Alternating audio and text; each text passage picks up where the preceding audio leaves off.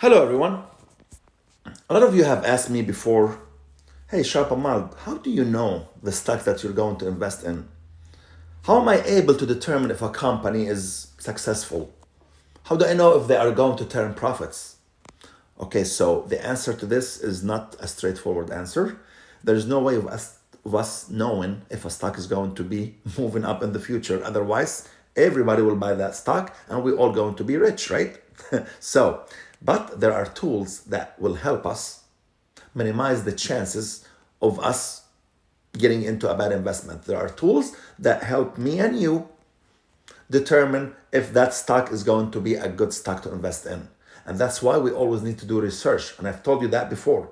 Don't go and just assume that something is good. Don't go and just see everybody running one direction and just go and run behind them, thinking that, oh, we're going into the to collect some money. That doesn't mean anything. You have to do your own research. That's why I do my own research. I always look at the industry itself.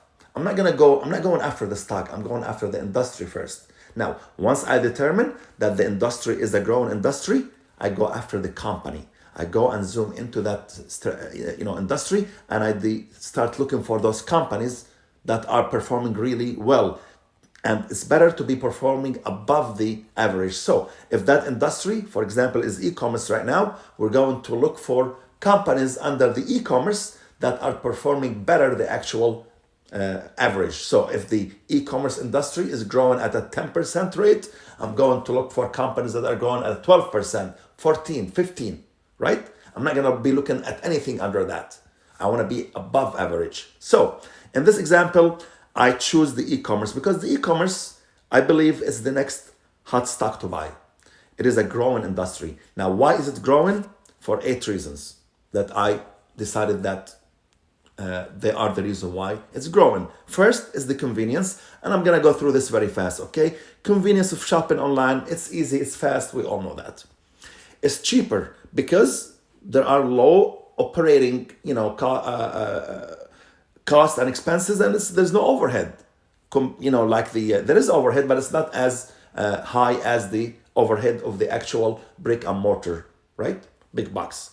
Now, third one, more assortments. You can find thousands of products, any color, any brand, way more than the actual brick and mortar. 4, abundance. They always have it.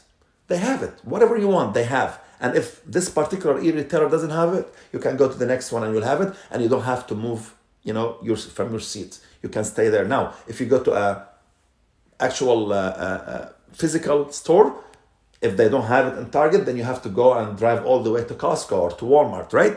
That's not convenient. Now, 5 is the influence of the social media on impulse buying. Have you all watched TikTok? These ads that comes. Have you all bought anything from it? Because I did. I bought. Before Halloween, I saw a really cool mask.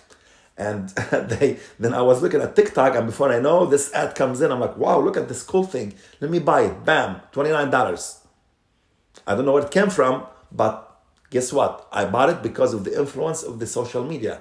Have you been on Instagram, guys, and saw some cool item presented by somebody, and you go and buy it? This is all the impact of the social media, and that all generating revenues for the e-retailers. Number 6 is the customer experience that matches our wants, not needs, wants. Have you ever talked about something or type a word on Google, bicycle, because you wanna, look for a bicycle, for a Christmas gift. And then before you know it, you go to YouTube, it's there in front of you. You go to Yahoo, it's there in front of you. You go to Facebook, bam, something pops up, bicycles. See, it's very smart, right?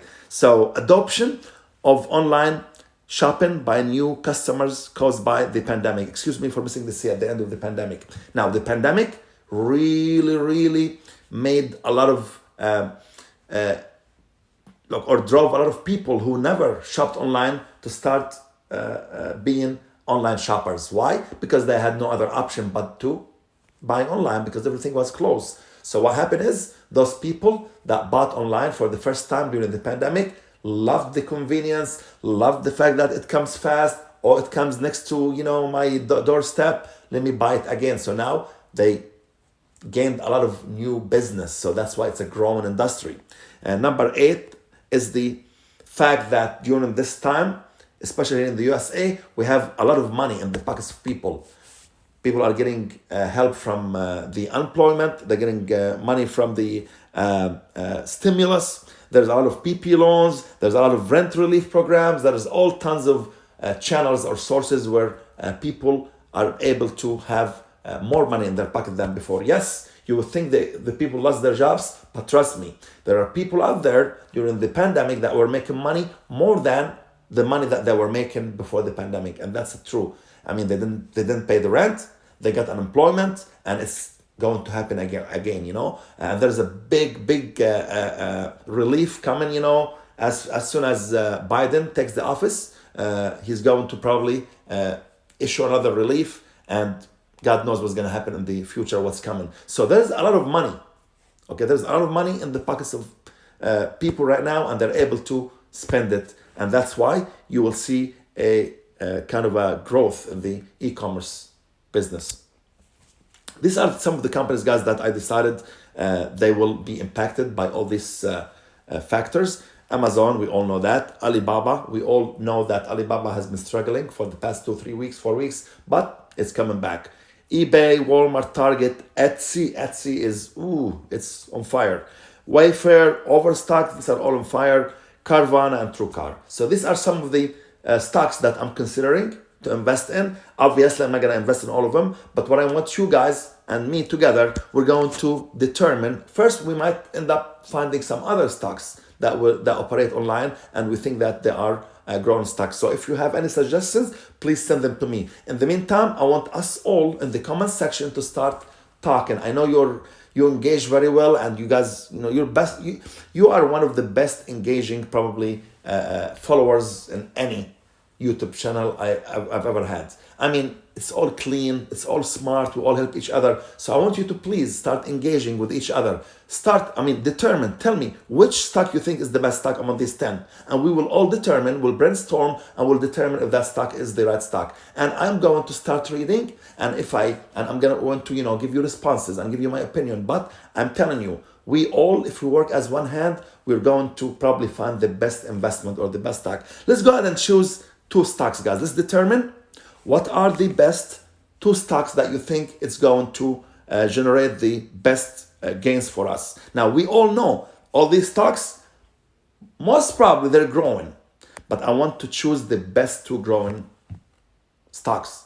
And this way, we all, hopefully by Monday, we determine which stock, and maybe Tuesday morning, we all go and, invest some money in that stock. So that's my video for you today. Thank you for listening. Thank you for your support. Thank you for the engagement, guys. You're so engaged. It's unbelievable. I love the engagements. I mean, most of the comments I see from the newcomers, they say, wow, what kind of an engaging channel is this? You guys are awesome. So let's keep doing this. Let's help each other. Let's determine what stock, or maybe you have other stocks, please throw it at me, okay, in the comments. And let's determine what stock we're going to invest in on Tuesday when the market is open. By the way, the market is closed on Monday because of Martin Luther King Day. Thank you, guys. I love you. Have a great day.